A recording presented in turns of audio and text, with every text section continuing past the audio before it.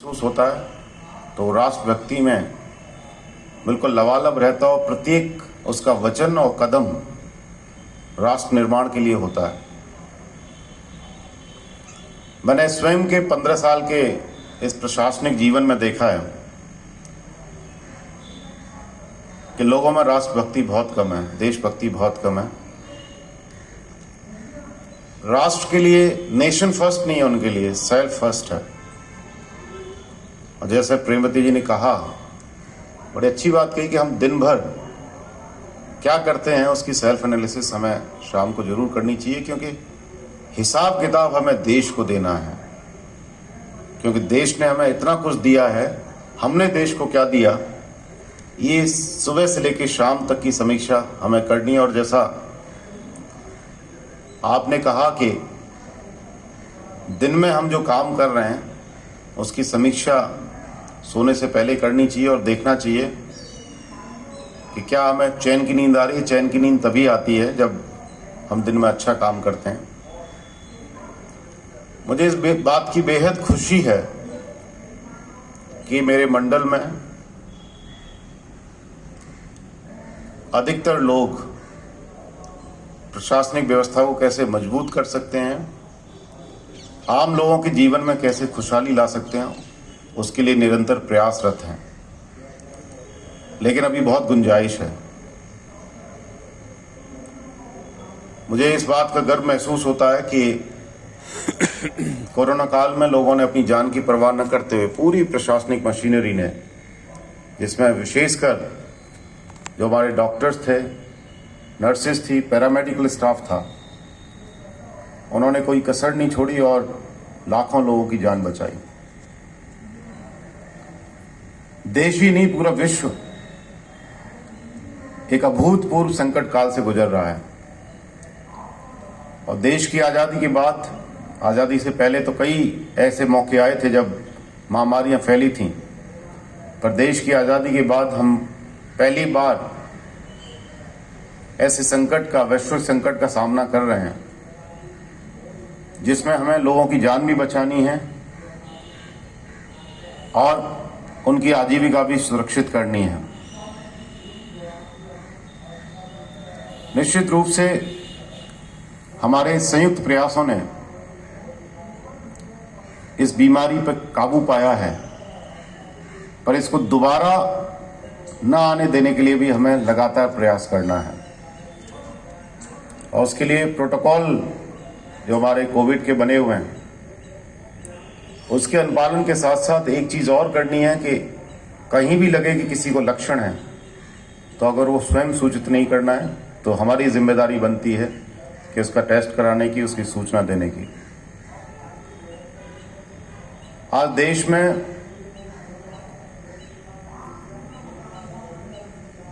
जो इकोनॉमी है उसके सामने भी इसी कोरोना के कारण बहुत बड़ा संकट उत्पन्न हुआ है। परंतु एक तरफ जहां विकसित देश पूरी तरह धड़ाम हो चुकी है उनकी अर्थव्यवस्था, हमारी कृषि प्रधान अर्थव्यवस्था होते हुए मजबूती के साथ खड़ी है। चैलेंजेस हैं, चुनौतियां हैं, मुश्किलें हैं, पर हमारे किसानों और मजदूरों की अथक मेहनत से, प्रयासों से और उनकी निर्भीकता से हमारी अर्थव्यवस्था आज भी किसी भी महामारी से लड़ने के लिए तैयार है। ये क्रांति धरा है और आज अमर जवान ज्योति का भी शुभारंभ है। इस धरती के लोगों ने और इस धरती पर अगर आज़ादी की चिंगारी 1857 में नहीं जलती तो निश्चित रूप से 1947 की आज़ादी की नींव नहीं पड़ती। हम सौभाग्यशाली हैं कि इस धरा पर हम किसी न किसी प्रकार से रह रहे हैं, कुछ स्थायी निवासी, कुछ अस्थायी निवासी के रूप में। और हमारे पास सतत प्रेरणा का स्रोत है कि जिन लोगों ने अंग्रेजों को 1857 में लगभग परास्त कर दिया था, भगा दिया था, अपने जान की परवाह न करते हुए, वो सब भी सरकारी सेवक ही थे। आज हमें उन चीजों को भगाना है जो हमारी प्रशासनिक व्यवस्था को कमजोर करती हैं।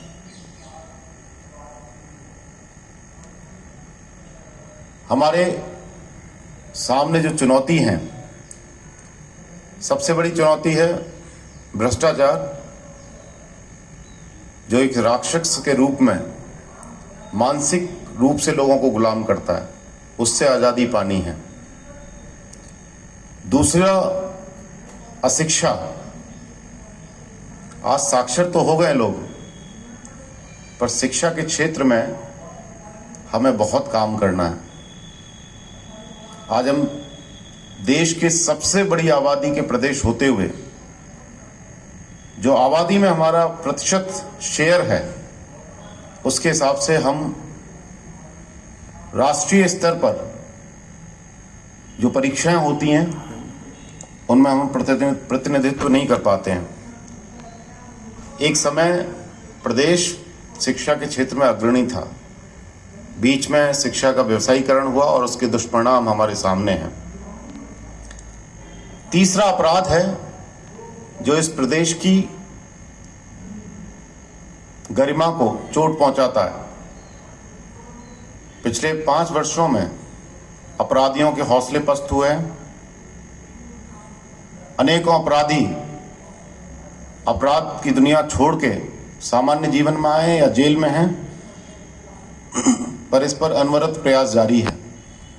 और एक सामान्य नागरिक के रूप में हम ऐसे लोगों पर, सामाजिक तत्वों पर नियंत्रण पा सकते हैं, उनकी सूचना देके और सरकारी सेवक के रूप में उन पर कार्रवाई करके। कानून के खिलाफ खड़े होने वाले हर व्यक्ति को सजा मिलनी चाहिए, और अगर हम उसमें कामयाब रहे, यही शक्तियां हमें दी हैं, तो हमारा प्रदेश और देश लगातार तरक्की करेगा। जो ईमानदारी और जो राष्ट्रभक्ति हमारे उन लोगों में थी जिन्होंने देश को आजादी दिलाई, उन्हें हमें बार बार याद करना होगा।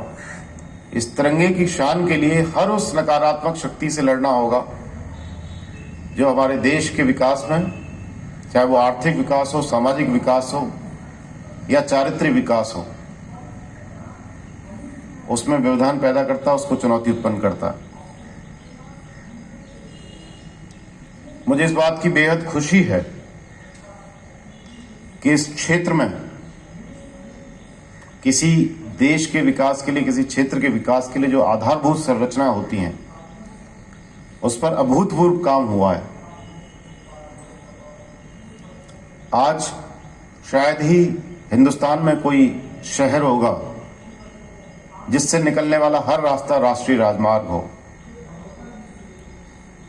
यहां से दिल्ली जाने के लिए 2 राष्ट्रीय राजमार्ग, जिनमें से एक एक्सप्रेसवे है। यहां से मुजफ्फरनगर जाने के लिए राष्ट्रीय राजमार्ग, यहां से हापुड़ बुलंदशहर जाने के लिए राष्ट्रीय राजमार्ग, यहां से बिजनौर जाने के लिए राष्ट्रीय राजमार्ग, बड़ौद जाने के लिए, बागपत जाने के लिए राष्ट्रीय राजमार्ग, करनाल जाने के लिए राष्ट्रीय राजमार्ग, किठौर जाने के लिए राष्ट्रीय राजमार्ग। ऐसा कहीं भी नहीं है। ये दिखाता है कि हम कितने सौभाग्यशाली हैं और सरकार इस क्षेत्र के लिए, इस क्षेत्र के विकास के लिए कितनी कटिबद्ध है। अमेरिका के विकास का श्रेय भी नेशनल हाईवेज को जाता है। उस देश की सरकारों ने कहा कि पहले अगर हम नेशनल हाईवेज डेवलप कर देते हैं तो विकास अपने आप आएगा, तमाम अवसर अपने आप पैदा होंगे। हम ये भी सौभाग्यशाली हैं कि देश की पहली रैपिड रेल मेरठ को मिली, और दिल्ली से मेरठ की रैपिड रेल का काम अभूतपूर्व गति से प्रगतिमान है, जिसमें दुहाई से साहिबाबाद सेक्टर अगले 6 महीनों में चालू हो जाएगा। हम सौभाग्यशाली इस बात के लिए भी हैं कि इस मंडल में प्रदेश का और देश का और आने वाले समय में एशिया का सबसे बड़ा इंटरनेशनल एयरपोर्ट आ रहा है। और अब यह हकीकत है,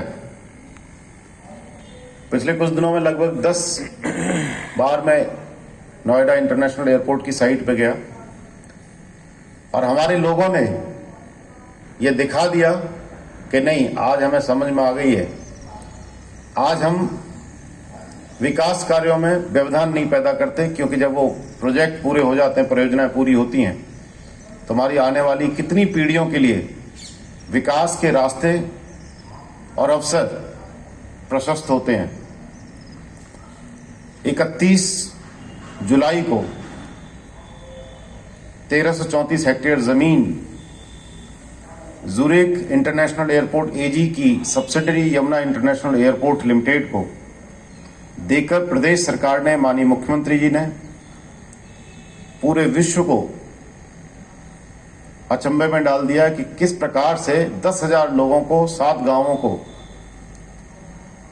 शांतिपूर्वक तरीके से विस्थापित कर उनको विश्व स्तरीय सुविधाएं प्रदान करते हुए रिहैबिलिटेट किया है, रीसेटल किया है। और अब अगले 3 सालों में हमें अपने इतने नजदीक इसी मंडल में एक इंटरनेशनल एयरपोर्ट मिलेगा। इस क्षेत्र के युवाओं ने अपने अथक प्रयासों से, मेहनत से पूरे विश्व में नाम कमाया। अभी 10 खिलाड़ी प्रदेश से ओलंपिक में गए थे, जिनमें से 8 खिलाड़ी मेरठ मंडल के थे, जिनमें से 4 मेरठ शहर के थे। ये हमारे लिए सौभाग्य की बात है।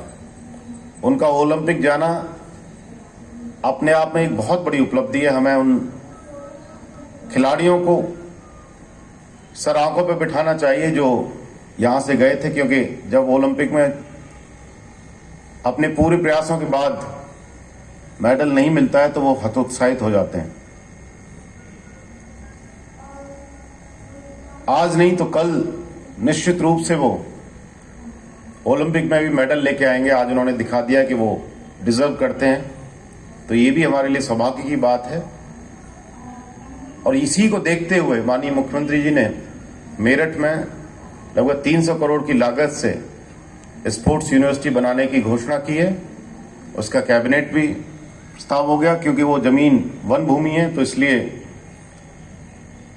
उसकी औपचारिकताएं अभी गतिमान हैं। शीघ्र ही वहां निर्माण कार्य शुरू होगा। चिकित्सा के क्षेत्र में हमने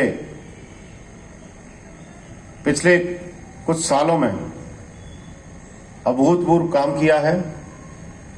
किस प्रकार के पहले सरकारी अस्पताल होते थे और किस प्रकार के आज हैं, ये अंतर हम बड़ी आसानी से देख सकते हैं। तो हमारे पास लाखों विषय हैं इस स्वतंत्रता दिवस को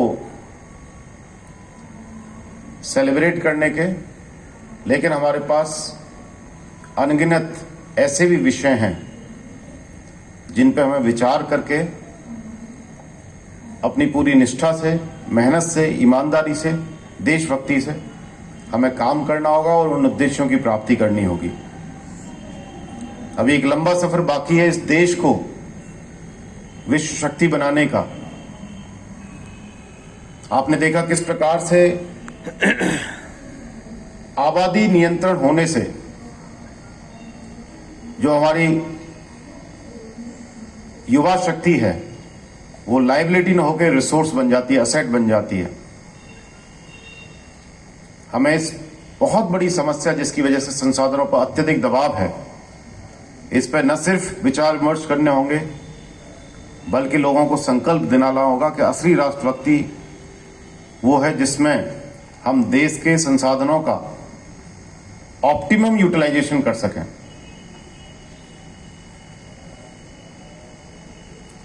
किसी भी देश के जो युवा हैं वो संसाधन होते हैं, लेकिन तब तक होते हैं जब तक वो देश को किसी न किसी रूप में अपना योगदान देते हैं। लेकिन अगर वो वही जनसंख्या अगर देश के संसाधनों पर मात्र दबाव के रूप में या मात्र उनको उपभोग के रूप में काम आए तो उस देश की तरक्की रुक जाती है। आज हम सबको इस चुनौती के लिए तैयार होना होगा और तैयार करना होगा ऐसे लोगों को जो इस बात को नहीं समझते हैं। आज भी हमें नारी शक्ति को बराबरी का स्थान देने के लिए और प्रयास करने होंगे। आज किसी भी प्रतियोगिता में लड़के पीछे होते हैं, लड़कियां आगे होती हैं, पर अभी भी जो संख्यात्मक दृष्टि से बात करें तो संख्या अभी कम है। अभी भी नारी सशक्तिकरण की दिशा में कई चुनौतियां हैं। हाल ही में चुनाव हुए, अनेक लोग कार्यक्रमों में, कल मैं एक कार्यक्रम में गया था तो कहा कि साहब ये प्रधानपति हैं, तो मैंने कहा नहीं, प्रधान के निजी सहायक हैं, ये बताइए प्रधानपति क्या होता है। प्रधान तो एक ही होता है, उसके साथ में कोई और पद नहीं जोड़ा जा सकता। तो तमाम लोग अभी ऐसे हैं जो अपनी पत्नियों को चुनाव लड़ाते हैं और सार्वजनिक कार्यक्रमों में स्वयं प्रतिवाद करते हैं, स्वयं उस इज्जत को, सम्मान को हासिल करते हैं जिसकी हकदार वो स्त्री है। तो नारी सशक्तिकरण के लिए और विशेषकर सबसे घिनौने पाप भ्रूण हत्या के विरुद्ध भी हमें संकल्प लेना होगा, आंदोलन करना होगा और इस मानसिक गुलामी से लोगों को निजात दिलानी होगी कि लड़कों के लिए लड़कियों की भ्रूण में ही हत्या कर दें। हत्यारे हैं ऐसे लोग, देशद्रोही हैं ऐसे लोग जो ऐसा करते हैं या ऐसा करने में जो लोग सहयोग करते हैं। ऐसे लोगों को भी हमें उनके पापों की सजा दिलानी होगी।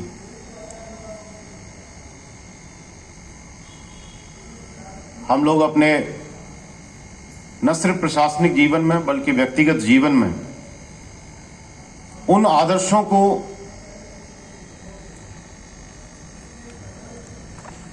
उन मान्यताओं को, उन मूल्यों को जिएं जो हमारे देश के महानतम वीर और इस आज़ादी के लिए कुर्बानी देने वाले लोग, चाहे वो महात्मा गांधी हों, चाहे लाल बाल पाल हों, चाहे शहीद भगत सिंह हों, चाहे नेताजी सुभाष चंद्र बोस हों, ऐसे लोग ये कि जीवन गाथाएं पढ़कर हम उनके मूल्यों और उनके आदर्शों पर अपने जीवन को अग्रसारित करें। ये मेरी आपसे अपेक्षा। और पुनः आज बहुत ही पावन मौके पर मैं देशवासियों को और विशेषकर अपने आज इस कार्यक्रम में उपस्थित मेरे भाइयों को, बहनों को मैं हृदय से शुभकामनाएं देता हूं और आशा करता हूं कि हम सब एक टीम स्पिरिट से, एक टीम की भावना से कार्य करते हुए अपने सिर को, अपने मस्तक को अपने पुण्य कार्यों से लोगों की परेशानियां हर के, उनके दुखों को दूर करके, सीने को चौड़ा करते हुए हम आगे का जीवन जिएं, एक साथ मिलकर काम करें। यही हमारी इस देश को आज़ादी दिलाने में लाखों लोगों ने जो जान दी है, शहादत दी है, उनके प्रति सच्ची श्रद्धांजलि होगी और यही असल मायने होंगे स्वतंत्रता दिवस को जीने के और सेलिब्रेट करने के। आप सभी को शुभकामनाएं, बहुत बहुत धन्यवाद। जय हिंद, जय भारत।